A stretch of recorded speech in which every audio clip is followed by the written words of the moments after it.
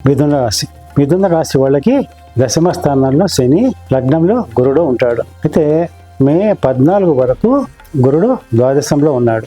ఇప్పుడు అంటే ఇవాళ మార్చి 30 నుంచి శని దశమ స్థానంలో ఉన్నాడు. అంటే మిథున రాశి వాళ్ళు అంటే ఆ రాశిలోకి గురుడు వస్తున్నాడు కాబట్టి ఆ రాశి వాళ్ళకి బదిలీ ఉండే అవకాశాలు ఎక్కువగా ఉన్నాయి. తర్వాత తల్లి వైపు బంధువులకి అనారోగ్యం చేసే అవకాశాలు ఉంటాయి. కానీ వీళ్ళకి భార్య వలన ఆనందం కలుగుతుంది.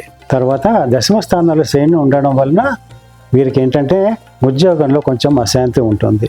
ఉద్యోగం మారాలి అని అనిపిస్తుంది. తర్వాత కొత్త వ్యాపారాలు ప్రారంభించాలని అనిపిస్తుంది. కానీ వీళ్ళు ఉద్యోగం వదిలివేయకూడదు. దశమ స్థానంలో శని ఉండడం వలన వీరికి ఏంటంటే కొన్ని పాపౌట్ ఆలోచనలు వస్తాయి. అంటే చెడు ఆలోచనలు వస్తాయి. అవి ఆచరణలో పెట్టకూడదు. మొత్తం మీద ఏంటంటే మిథున రాశి వాళ్ళకి ఈ సంవత్సరము గురుడు అనుకూలంగా లేడు, శని కూడా అనుకూలంగా లేడు.